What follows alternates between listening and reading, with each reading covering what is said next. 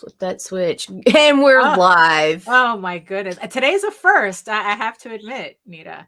Oh, It's probably the first time out of all of these shows that I'm probably more awake than you are right now. I am actually ready for this. I had just enough time to have C pour me a half a fucking cup of coffee because he drank it all doing comics by night and slap enough makeup on my face that nobody knows what I really look like. Oh no.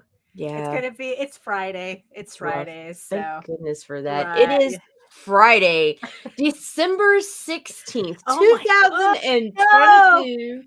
What is it? We're already in the 12 days of Christmas type of thing, or at least we're already into the countdown to Christmas. Technically, the 12 days of Christmas starts on Christmas Day, and it's the 12 days after until what is it, Three Kings Day or something? So that's something nonsense, like right? Yeah. God. So I don't know. It's been a while since I've done this.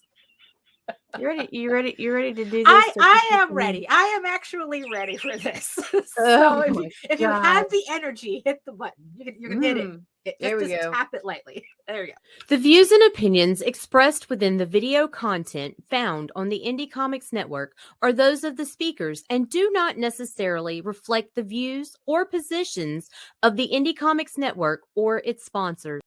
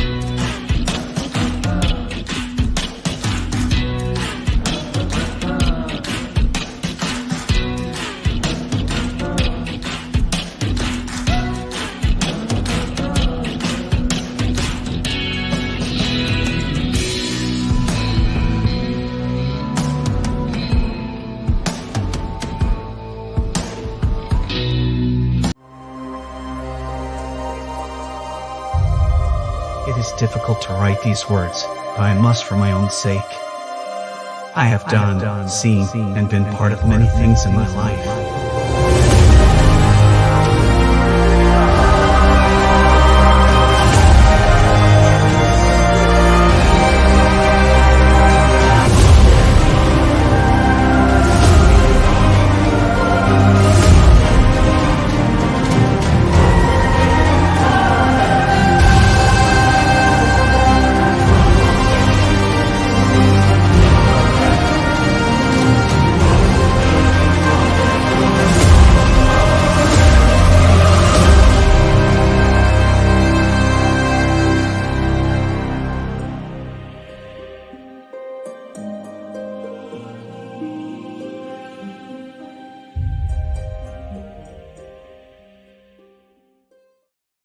Oh my God, the temptation to hit in broadcast was real. No. Is it that bad, Nita? Oh my God, dude, it would have been a total accident. Yeah. I mean, good grief. I know it's like I know you had a very early rough start, but it's like, we don't need to give everybody a 3-minute show. Oh my goodness. So welcome everybody. Hello, good morning on my end. A very dreary Friday morning. It's been raining like crazy, but at least it's not snow. I think there's some parts New York State, upstate, and Long Island got like got snow and sleet, and it's like, nah, well, we got rain over here, so I'll settle for that. Anything that I don't have to shovel, any, I'm good. I'm good with that.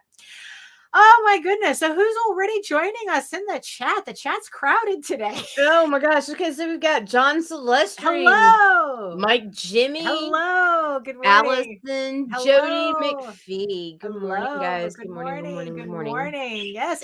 And good morning to the 6 people who are watching us from regions beyond next to the giant eyeball on my StreamYard screen. If you are joining us from Facebook, if you are joining us from Twitter, come on over to YouTube. Join the sexy people in the chat. There's Facebook acts up and Twitter doesn't really allow us to see, like to interact the way you can on YouTube. So, come on over. Although, you know what, you have your reasons. I know you guys have your reasons. It's okay. No pressure. we're all just here to have fun here while oh yeah, I could. Yeah, no, it's awful. I hate it when it gets I like it when it rains. Uh-oh. There's a lot going on Nita's side of the screen there. So we're just going to have to give her a moment, while the caffeine kicks in.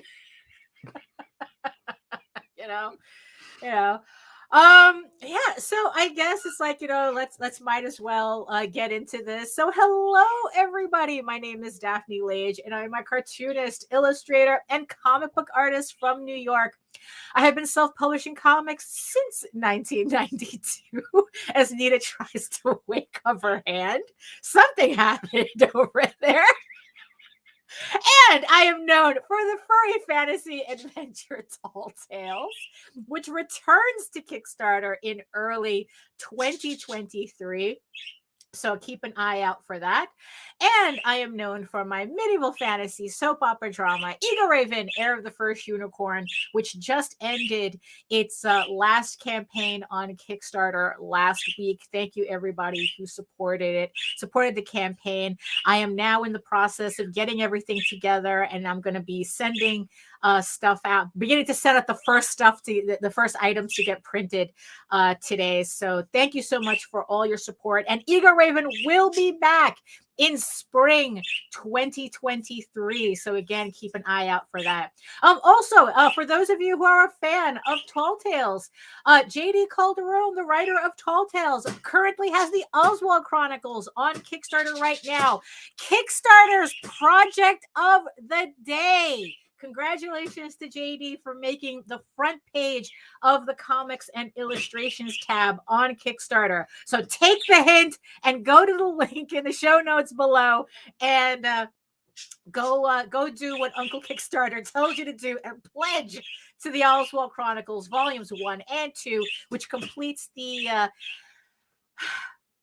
Passing Queens and Making Homes story arc in these 2 volumes. So if you've never heard of it before, this is the perfect campaign for you to jump on for to know just to have a complete story in 2 wonderful volumes. So there you go. And in the meantime, you can read both my comics online at Tall Tales, TAILS online.com and egoworks.com, EGOWORKS. And you can check out all my videos on how I make my comics at YouTube at my channel at Daphne Lage Art, which I also simulcast through the Indy Comics Network.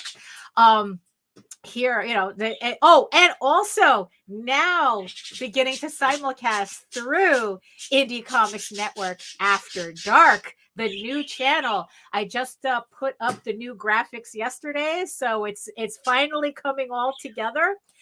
So to tell you more about it, here's Nita. Why are you always going to put so much pressure on me?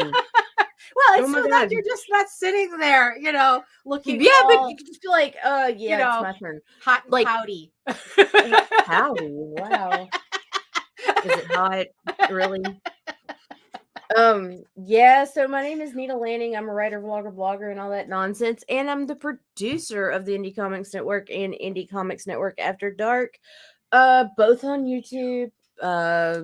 one for grown-ups and well, actually they're both for grown-ups. So, but there's a you know how we used to say it's like Indie Comics Network, all things nerdy and sometimes a little dirty. Well, the little dirty moves somewhere else. Well, that's true. Yes, yes. So that way, my mother doesn't have to see House of Bob updates on her 4K television. Yeah.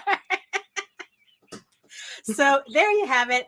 So now we have 2 channels for those of you looking for our more adult oriented content, which includes right now House of Bob, and Shots with Comics. Yes. There's a couple more shows that'll be streaming on there come January. Our first simulcast will be on the 31st.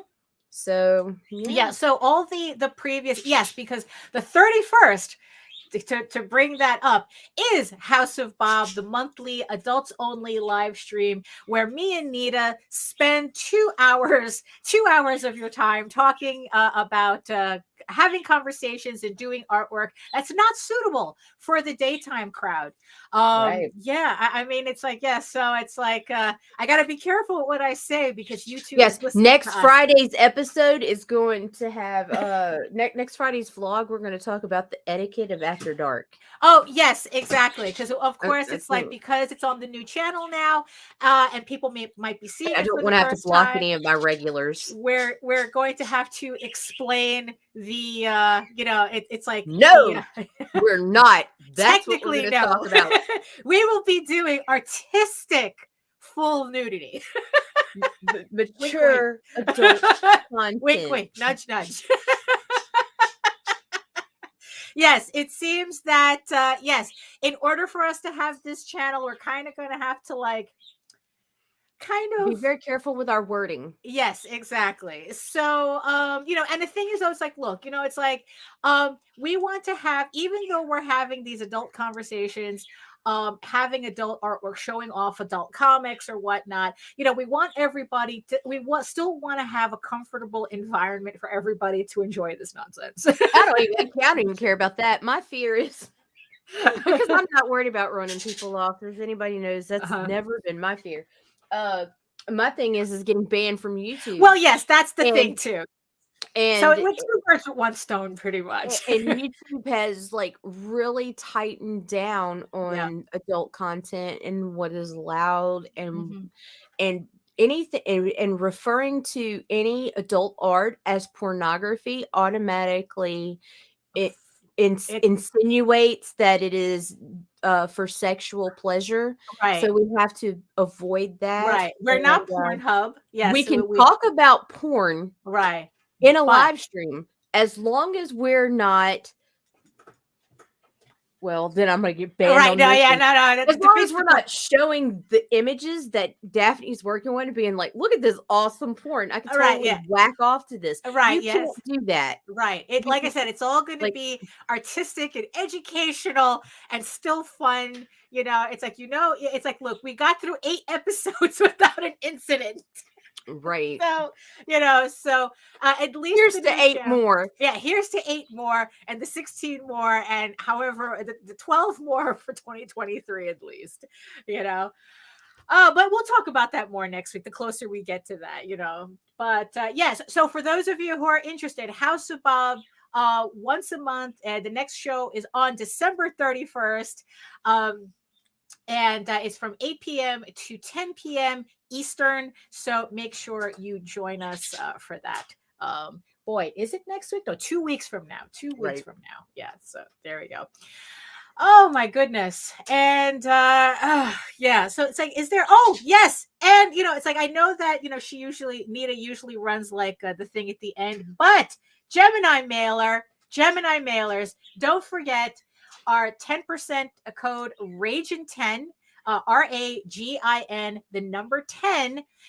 When you go to fulfill your campaigns and you need to buy supplies, because I just spent, I just bought some backers, comic book bags and boards from Gemini Comic Supply, because it really is a lot cheaper than it is if I go to Midtown Comics.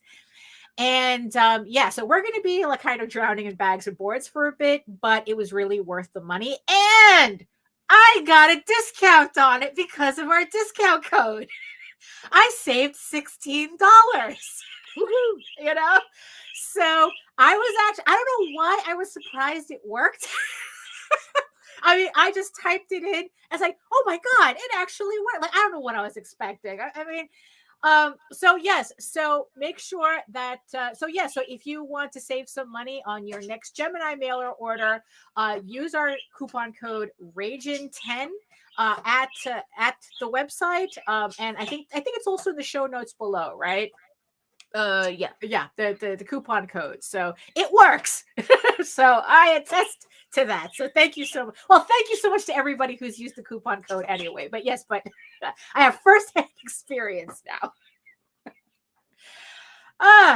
So speaking of Gemini mailers, right? Because I know that a lot of people are really, I think this has to be the most clickbaity title we've ever put up. $2.61. Yeah, $2.61. So, and of course, everybody's wondering what the heck does that mean? And I'm going to tell you. We're cheapos. Yeah, exactly.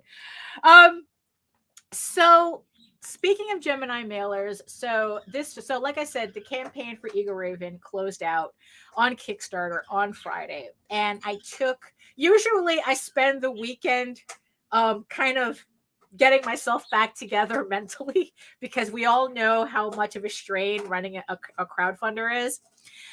So from Monday, then starting Monday, I started really gathering up all my files and going over everything and whatnot.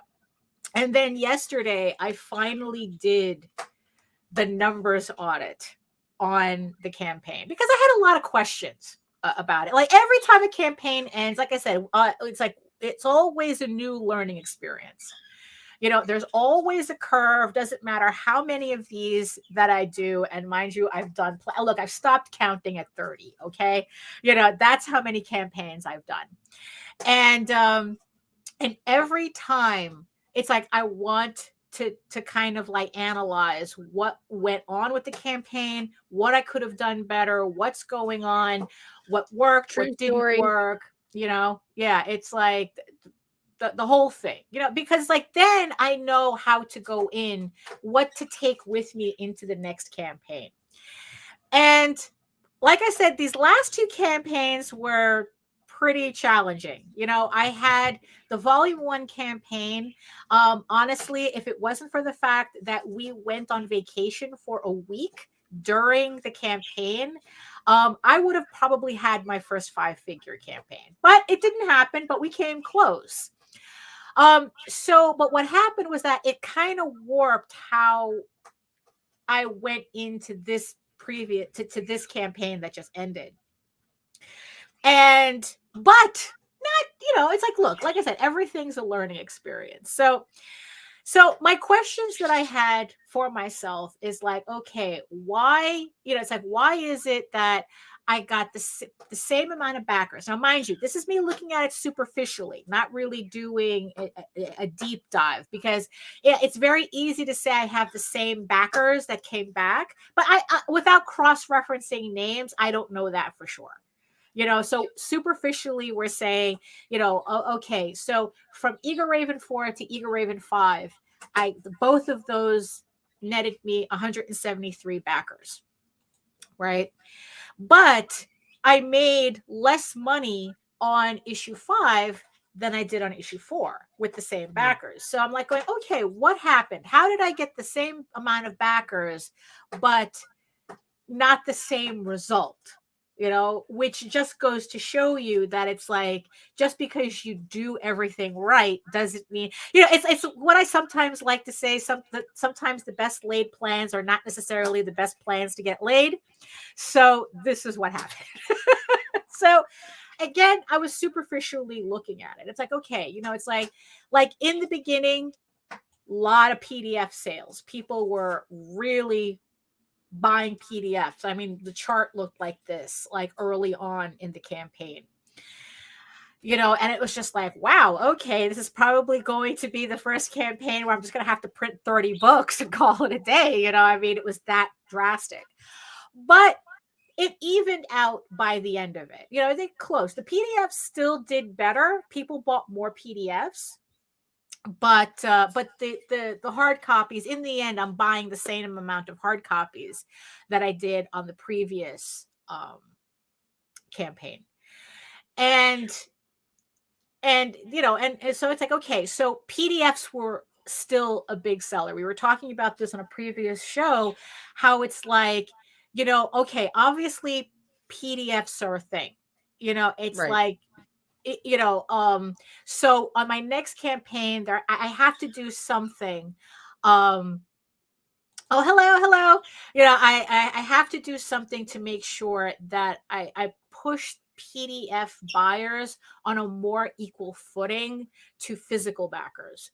Right. Because in the end, it's like they're still spending money on you, even if it is a digital file. Right. So, and especially when we were doing the raffles. And they're a growing part of your audience. Right, exactly. And that's the thing too. So it's like, if they're going to be here for the long haul, I want to make sure that I treat them well. So that's something, because especially when we were doing the raffles, it's like, it kind of got awkward around the end where it's like, okay, I haven't really done anything for the PDF people, and, and I have to start thinking about that. So there we go. So that was one thing that I have to put. Bro, calm down. That's too much energy. Nita can't handle it today. So that's one thing that I put on the chart. Okay, more PDF options. What do we do for the people who buy PDFs? Right. And then, and then it's like, okay, so what were people buying after the PDFs? Okay, so issue 5, like, was the next one up. And by the way, that noise you're hearing in the background, that's Einstein, and he figured out how to like snap the metal on his cage at the bottom, because he really, really likes the noise. And short of me getting up and actually throwing food at him, he's going to keep doing that. So if it's really, I mean, what I'm trying to do is ignore him, because I don't want him to train me into thinking that if he makes that noise, I'll throw food at him. She's lying. Jose's tied up in a corner somewhere, gagged. He's sticking the wall. Y'all really need to be calling the police, but whatever. Just No, never mind the background noise. Mind your fucking here. business. So if it gets a little too annoying, because I know some people kind of have, it's like, look, I'm the same way, have a little sensory issues. If it's too annoying, tell me, and I'll go throw food at him, okay? Regardless. So You're helping kick his face. right. So Shut up. Right? Do I have to? I mean, it's like, do I really have? Oh, No. You know what? Now I'm being distracted by it. So Oh where my was God. I? Where was I? So issue 5 did the best second out of the PDFs. And what does that tell me? That tells me that these are the people who've been following me pretty much from the beginning. And or they caught up on issue 4 and are continuing on issue 5. So that's a good sign, because it means that they're hanging on. It's like they're sticking with me as the campaigns go on, as the issues go on. So that's good. I don't think I had, right. I don't think that I've had, right. Well, that's true. That's true. So, yeah, I know, right? He's sending promos out in Morse code. So what? Huh? Right. Yeah, I know, right? What? Wait, what? What?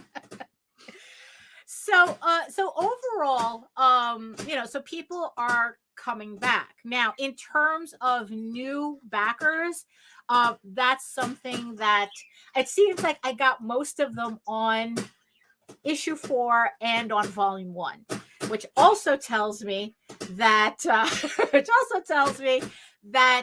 people are waiting for the trade paperbacks too. You know, now it's like it's out of the bag. Everybody knows I'm doing it. You know, I'm doing trades. So I guess it's like whatever new people are hanging around, they're waiting for the trades rather than buying backup catch-up levels on this campaign. Also, so also another thing too is that I figured also dealt with the difference, created the difference, the yeah, exactly. Well, yeah. with oh my God. You know what? You may throw a bump. You know what? It's like, I'll be right back. Throw a bump because this is like really distracting. So I'll be right back. Let me throw Shut up, Jose. And I'll be right back. So do what you need to do.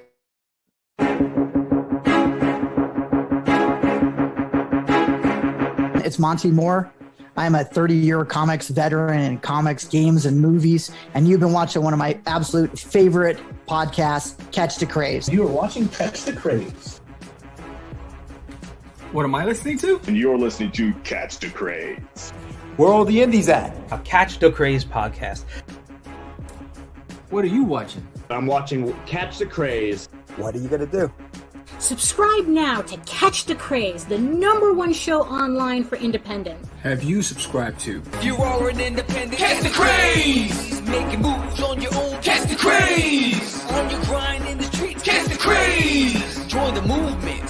Catch the craze. Well, then get your shit together. Get it all together and put it in a backpack. All your shit, so it's together.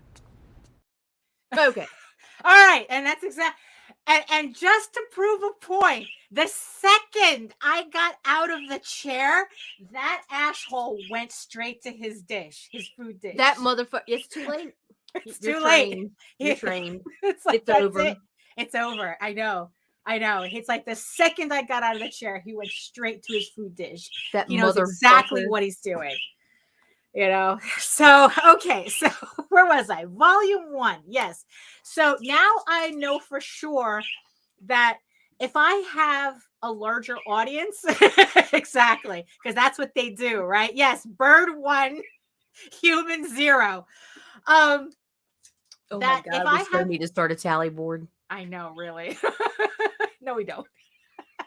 I am. I'm doing it. So if I have a larger audience for Ego Raven, they're definitely waiting for the trades. Right. So that's also something that I have to take into consideration too.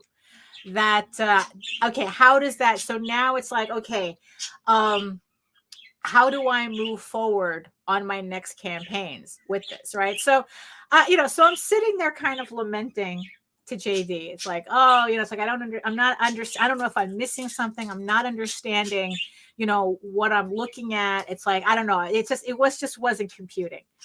And then JD, goes, he automatically kicks into manager mode. And then he goes, what's your DPT? And I go, what? I go, what?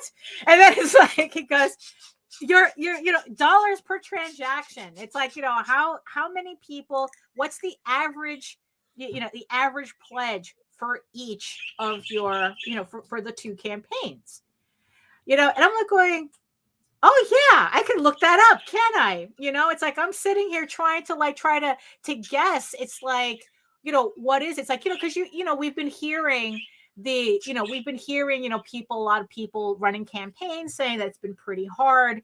That it's been, like the campaigns have been a real crawl. It's been hard to fund or whatnot. I mean, it's like, even JD's campaign is not performing the way that we noticed in the past. So, so there's something to this, but, you could say it's like, oh, it's end of the year. It's the holidays, too close to the holidays. People are waiting until January after, Christmas or whatnot. We don't know. So I looked at the dollars per transaction, right? So the average pledge per person. So on issue 4, right? So I had again now both campaigns being equal 173, right?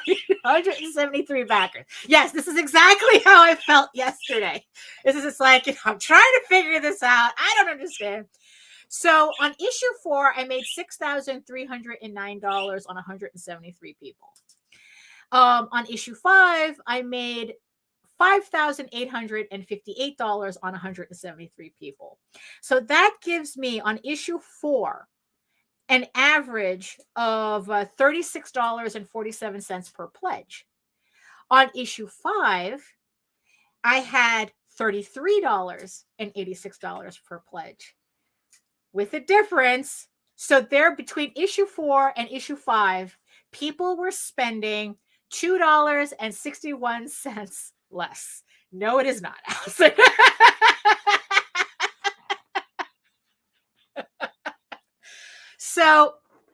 So in the end, the difference between issue 4 and issue 5 per person, per backer, is $2.61. And I was kind of fascinated by that because, it's like, yes, it's $2.61 to, multiplied by 173 people, but, so, but the thing is that, okay, so on one hand, I'm kind of like lamenting that's like, oh, why did I make less money and blah, blah, blah. It's like, oh, what was wrong with my campaign? But then I'm like, wait a minute. People only lowered their pledges by $2.61. Right. Really? I'm being upset by $2.61? But it's $2.61 per 100 people. Right. $2.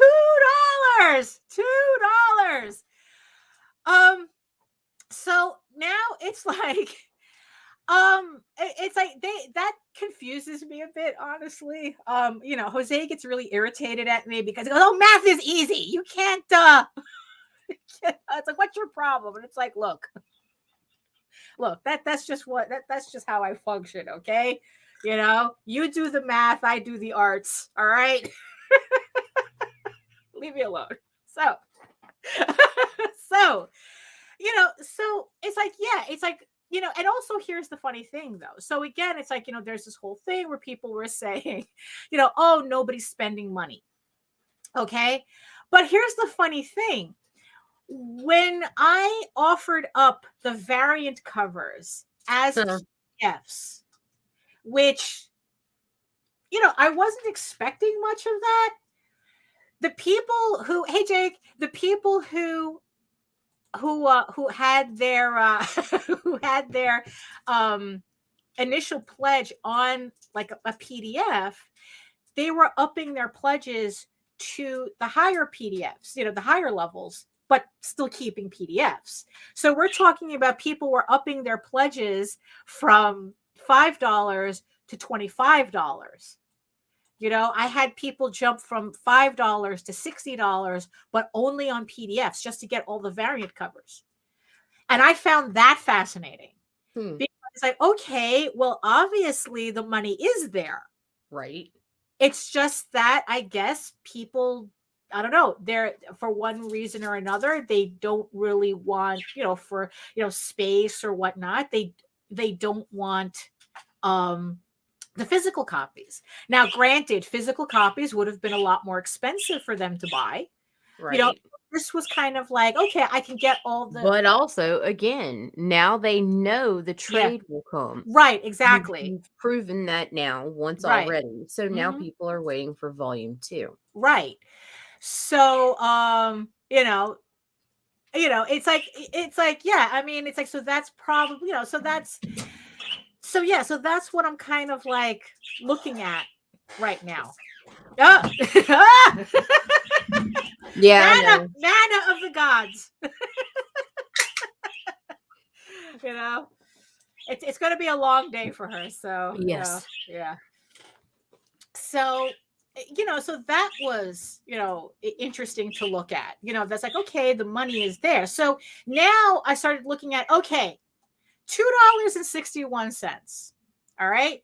Why is that making that much of a difference? What is it that people are seeing on this campaign? And well, but then again, it's like I think my mother would probably understand nuclear physics better than actually all this Kickstarter stuff, to tell you the truth. So so then I started looking into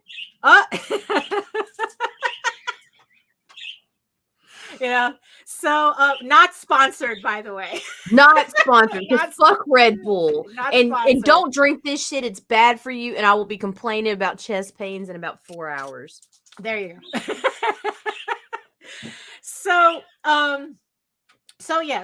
there we have. So we have, okay, so PDFs, the volume 1 obviously, told everybody, okay, there's going to be a volume 2. That affected it. The amount of money that they're willing to spend on physical items obviously was an issue. So now it's like it gave me an idea where to look. So, okay, so what were they spending money on?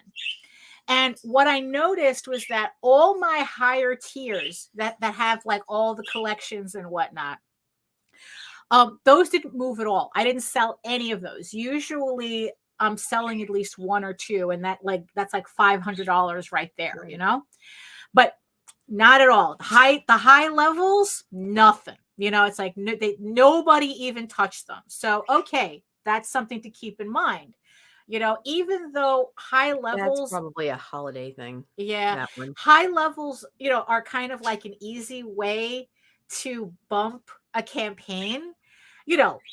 It's also as you can see, it's also an easy way to kind of like, well, if nobody buys them, you're not getting that bump. So you're kind of setting yourself up, right? So now here's the funny thing that I realized. When I designed the campaign for issue 5, I did it with the intention that nobody looks at the add-ons. Because that's what I was kind of noticing on previous campaigns. Nobody was really paying attention to the add-ons. So I had got it in my head that if I put more levels with the add-ons in them on the front page, that I would move more add-ons that way. Right. The complete opposite happened on this campaign. Science. All of a sudden, everybody paid attention to the add-ons. To the point where what was initially a failure on the volume 1 campaign, which was a create your own level, it worked on this campaign. I had 11 people sign up for the create your own. So it's like, so what it is that so you're paying, it's $1. So it's like you click on it for $1, which automatically that $1 goes into the shipping, the full shipping that's in that level. And then with that level, people go into the add-ons and create a complete a la carte level. They just choose whatever they want from the add-ons, and then they create their own level, and that's it, and then that's it. They don't choose any other level. They just go in and make their own level. And yeah, so that's what hit me. That's how I was able, it's like I say, that's why I had a $2.61 discrepancy. Well, then again, I'm assuming this, mind you. Correlation does not equal causation, but it's like it kind of made enough sense to me that the way people were able to go down $2.61 was because they were able to pick and choose from the add-ons exactly what they wanted, as opposed to being forced by a level to maybe buy items that maybe they don't want, but that's the only way to get the exclusive cover. Right. Or it's like, that's the only way to get the sketch cover. I have to buy all the variant covers or something. It's like, so they were able to go into the add-ons And it's like, oh, I can just buy the sketch cover. I could just buy the one variant cover. Although I technically still sold them in sets. I didn't sell the variant covers individually. Like if you wanted like the nude cover, it's like the level was for the add-on was for the regular and the virgin cover. So you got both. So that was pretty interesting. It's like, oh, okay. So people do pay attention to the add-ons. So that was something I have to consider for the next campaigns as well. That it's like, okay, which actually I kind of preferred, because I hate it when a campaign has like 70 something different levels. I mean, ask it. Okay, chat. You can tell me. I want to know, how many levels do you go down before you make a decision? Do you really look at all the levels unless you're looking for something very specific? Or do you just go down like maybe like 10 levels, you glance at them, and then they say, it's like, okay, screw it, I'm just buying the basic. I go down like 4, and then I always end up going back to the campaigns and upping. Right. Oh, because really do it. It's like, because for me, unless they're offering up something extremely specific for me to that I want, I really don't go down the levels. I just try to find the first basic level. I used to, it's like it's like I would go down a couple of levels, find the basic level, and that's the one that I took. Unless there was a very specific variant cover that I wanted. Like that happened on the Clore campaign. Where Greg Williams had exactly, that's what it is. We're kind of like, there's too many variations of spaghetti sauce in the store. So so what happened, so on the Clore campaign, Greg Williams had his regular cover, which was gorgeous, by the way, but he had a variant cover with Chitauri in it, and it's like, I need that cover. So I went looking for that level specifically for that cover, as much as the first, the Death Dealer cover was absolutely gorgeous. But, I had to choose one. I could only choose one. So that was interesting. So here was another thing too. This kind of surprised me, but not really. And for all of you who are kind of like on the variant cover fence, it's like, where it's like, well, I don't know. It's like, I don't want to offer up so many variant covers or this, that, and the other thing. Let me narrow it down for you. Okay. If you are doing any type of really sexy or outright nude cover, don't really bother with anything else. I'm just gonna, let's like, because it's like, look, Jaden's cover, absolutely gorgeous. I am still getting that girl to make, you guys wait until you guys see the next variant, the next cover that she's doing. Wait until you see the next one. And I'm still putting it on there. It is a sexy cover. I am still getting covers, from her, to have on these campaigns, because I personally need to have them,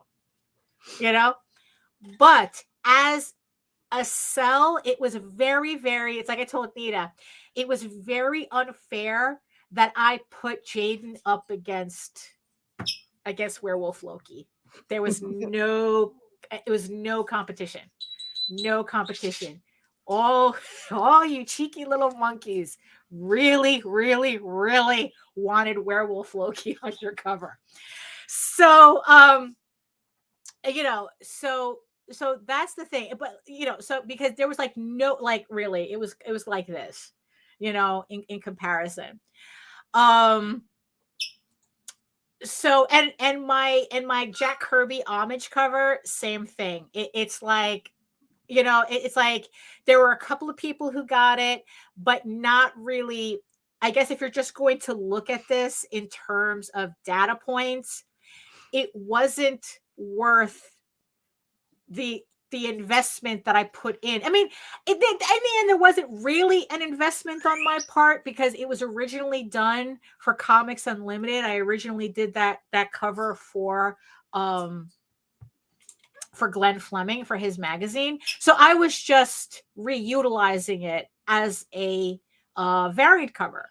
But so in the end, it's like I was technically just using something that I had around already that I thought would be interesting for a variant cover. But turned out, like I said, if you're doing a sexy cover, if you're doing a nude cover, those are pretty much the only two you need. Because when given a choice, it's kind of like those two, it's kind of like my variant covers canceled each other out. Mm. You know, it's like I had two covers too many. But like I said, the Jaden one is always going to be a fixture. Hey, Efrain, is always going to be a fixture, but it does make me think twice about doing like other alternative covers. No, variants are mostly exclusive to Kickstarters. Right. You know, I mean, yeah, it's like, yeah, variants. I don't sell variants. I don't then again, I literally don't sell variants outside of Kickstarters, although I may be changing that soon. But because I do have a lot of extras from previous campaigns, because you have 1 extra, 2 extra, but over 5 issues, they add up really quickly, especially, if you have multiple, different kinds of variants, right? So, so that was also something that made me especially rethink my Peacekeepers campaign. Because after picking up all this information, right? So I put all that information in my box, I dump it in front of Jose. It's like, okay, I have the Peacekeepers campaign coming up, and it's like, and this is what I learned from it. How do I implement this on the next campaign? So what I originally had wanted to do with Peacekeepers, I was going to have 3 variant covers. I was going to reprint the individual issues of issues 1 through 2 and 3 that are collected. It's like, so it'd be the volume, the collected Peacekeepers, and the 3 issues and whatnot. And Jose asked me, why are you reprinting books? And that it's like, whenever Jose asks you why, you have to really think about it. And he goes, how many books you have in backstock? How many of the individual issues you have in backstock? I'm like, okay, I have like 7. I have 8 complete sets, right? And he goes, only offer that. Make the main campaign just focus on the trade. Any other backstock that makes up complete sets of the individual issues, you offer those up to collectors, but you don't reprint anything. The idea is to not reprint, right? And then I mentioned the whole idea of, okay, so I wanted to do these variant covers. And again, he asks, why? Do you need to do variant covers? Why are you reprinting books? Because that's only going to be another reason why you're reprinting books. You don't want to reprint books. The idea is to, especially for Tall Tales, to get rid of all of our backstock so that it condenses our collection into trades. That's the whole idea of it. And it's like, so there were these 3 variant covers that I had wanted to do that was on my list for Peacekeepers. And because of that, it's like, okay, you know what? You're right. What I need is a simpler campaign for Peacekeepers. Now, here's the thing too. Peacekeepers, my work on Tall Tales and Eagle Raven are kind of like, even though I kind of see them as almost being the same thing, the audiences are different. There is some overlap, but not by much. And Peacekeepers is, it's like in Tall Tales as it is right now, is about recollecting all of the work that we've done on the books since 1992. So this is work that's been out there for decades. that I'm just collecting in this new format. I don't want to say final format because we're already looking into different formats or whatnot. We're just experimenting with some stuff. So nothing serious yet. So don't base any decisions on what I'm saying. So there's a different kind. So there's a different, like, not only like a different mentality, but kind of like a different audience too for that. Like most of the people who are buying Tall Tales are the people who have collected them over the years, lost them in their collection somewhere, and they're just glad to finally have them all in one spot again. So they're not really interested in variant covers. They're not really interested. That's we're trying to figure that out. We're trying to figure that out. So by him saying, don't reprint anything, don't make anything new for it, the trade itself is the new thing, just concentrate your attention on what matters in this campaign. And I'm telling you, it was like a weight was lifted off my shoulders with that, because all I have left to do on this book is the cover. I just have to color correct, and then I can send out for proofs. I'm looking to send out proofs on Monday, 4 proofs on Monday. And now I don't have to worry about variant covers. I don't have to worry about resetting up files. I don't have to worry about, anything else but getting that proof done and getting it out. And because of that, I had kind of like a snowball moment on my schedule, on my to-do list, where I was just, all of a sudden, it was like a dam broke, and I was just crossing stuff out. All of a sudden, I was able to get through a lot of work, on my list. Freed yourself up. Just by freeing me up from what I thought I needed to have on my next campaign. By deciding that it's like, what? I don't need to have these on the campaign. It's like, look, it's like Tall Tales already has a pattern. And yes, it doesn't perform as well as Eagle Raven, but there's a lot of things going on. It's like Eagle Raven is a full color book. It's a story that really hasn't been, even though it's been on my website all this time, it hasn't really gotten around enough for people to be really familiar with it until now. Where Tall Tales, like I said, has been around since 1992. We've sold thousands and thousands and thousands of iterations of issues, of books, of copies. I mean, there's thousands of these of issues of Tall Tales out there. So there's a lot of people who have our stuff already. So in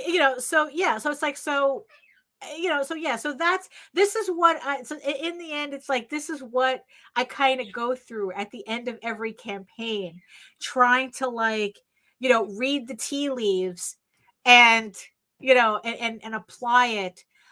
Me and Nita were working on, we were talking again about our 2023 schedule, and it's like, we're really getting closer.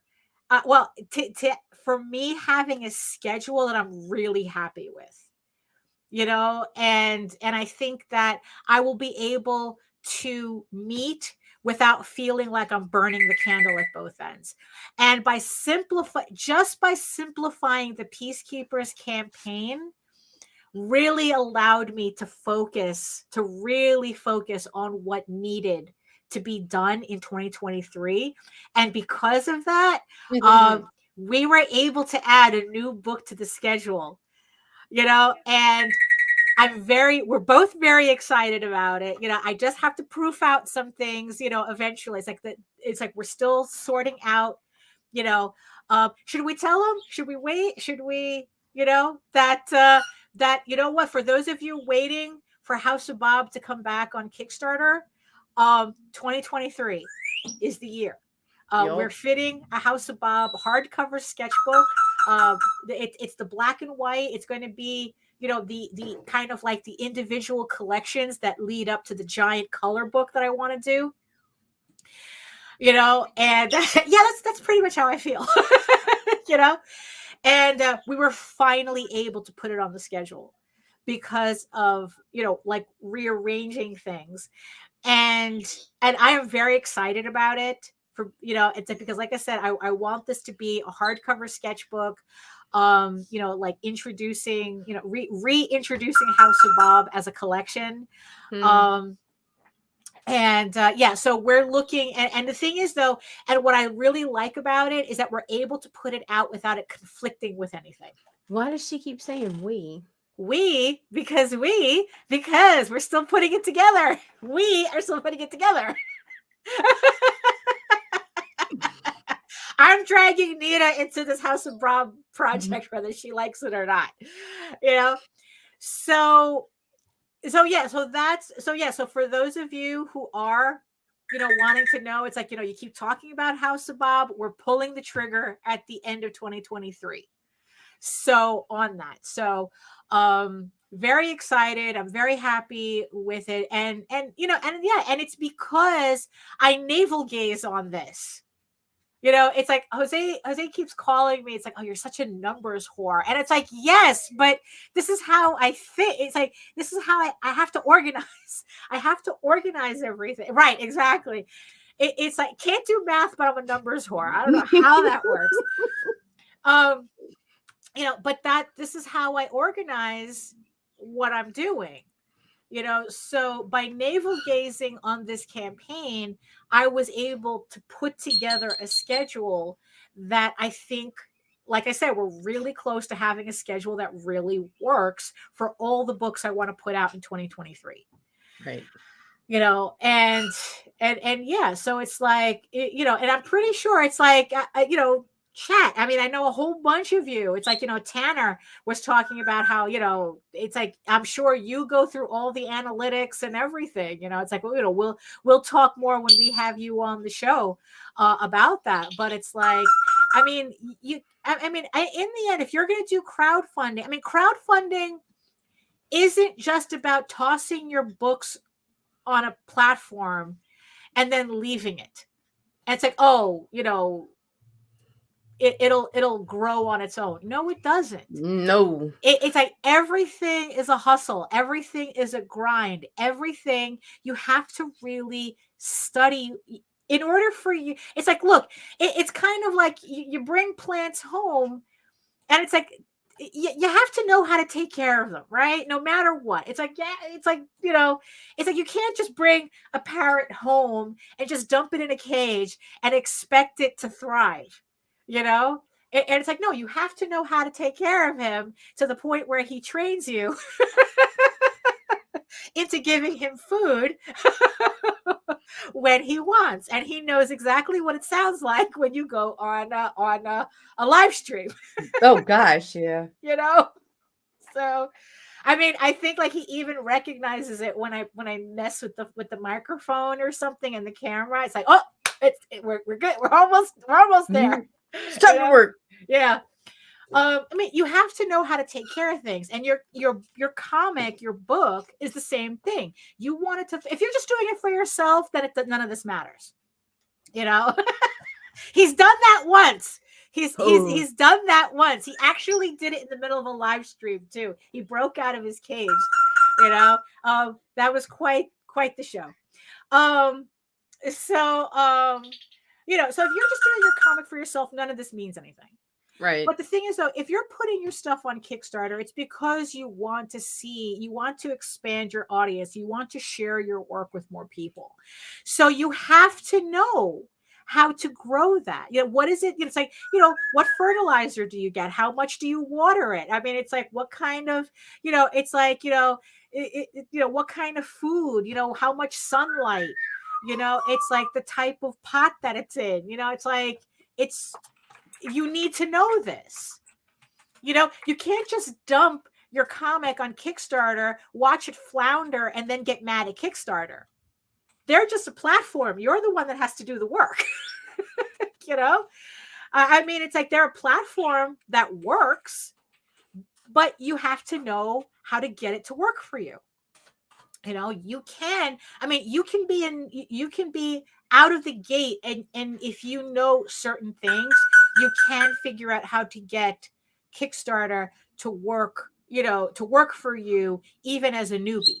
There's certain things that are kind of like algorithmically works in your favor if you do certain things.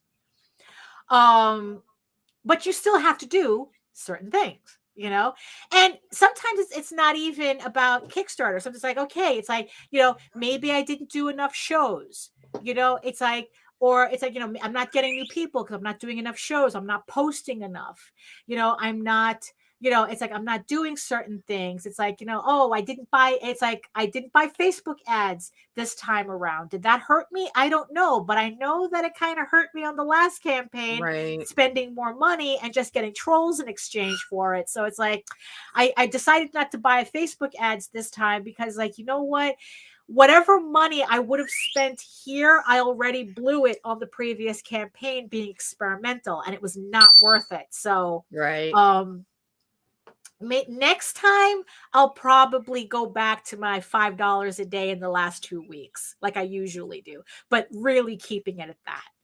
Right. Maybe I didn't send out enough newsletters. It's like there's all these things that you have to consider. It's like, maybe I didn't trade links with the right people.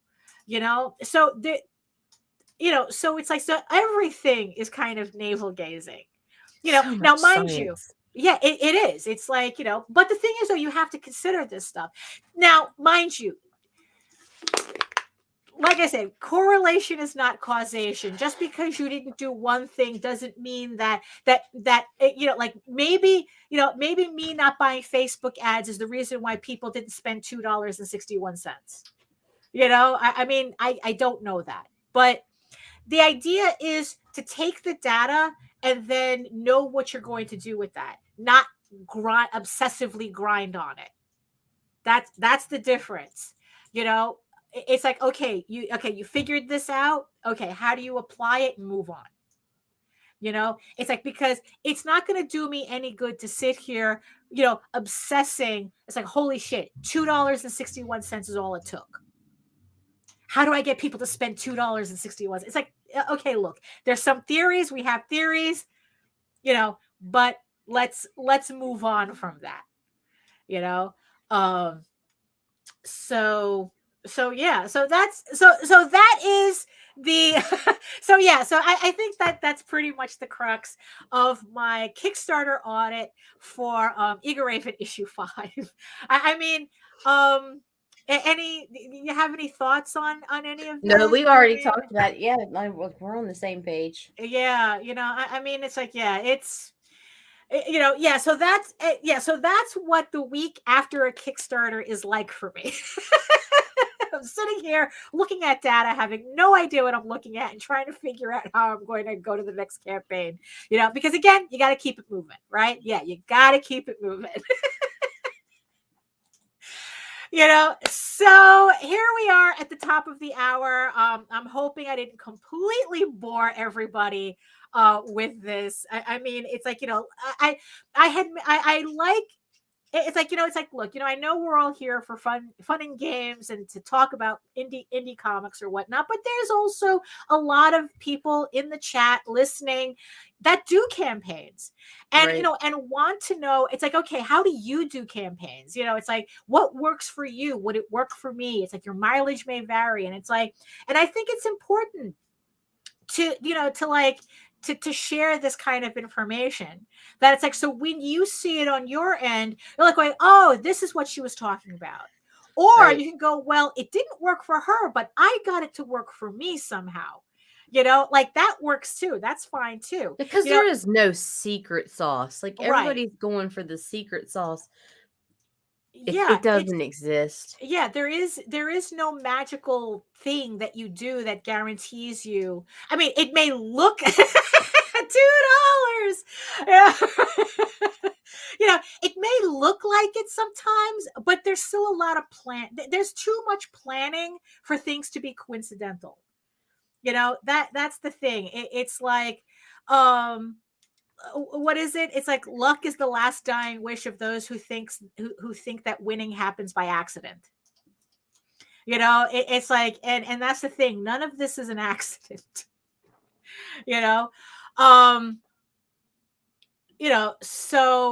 So yeah, so like I said, I hope I didn't bore everybody, but obviously since you were commenting so much and there's 8 people of you still watching us, hopefully, For whatever reason. For whatever reason, maybe that just means that, you're getting something out of what I'm saying, out of, saying this, you're getting something out of it. So I hope you are. We're in this together, so we can rise together, we can fail together, but always remember, you don't learn anything from success, but failure always leaves a roadmap, so keep that, keep that in mind.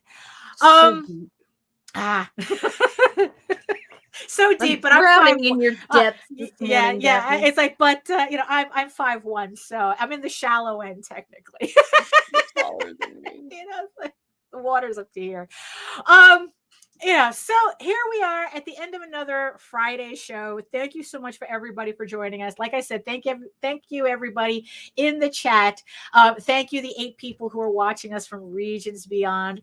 Like I said, I hope everybody got something out of my babbling today. So it's audit time.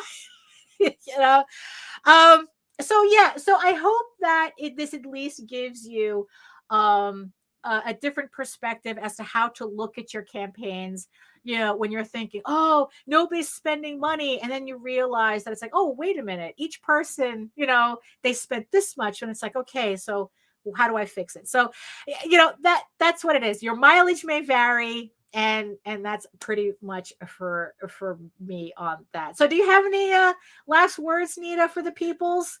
Be sure to tune in today at 3 p.m. for Arting with the Alikat. Alison will be doing her draw stream, and she will have special guest David Finch. Oh, and also tune in tomorrow for another Sketchy Saturday. Right? Yeah. So Alison is going to be talking about black holes and astrophysics and comics, and the boys will be talking about boogers and ink. I don't know how that works. Oh, well, whatever.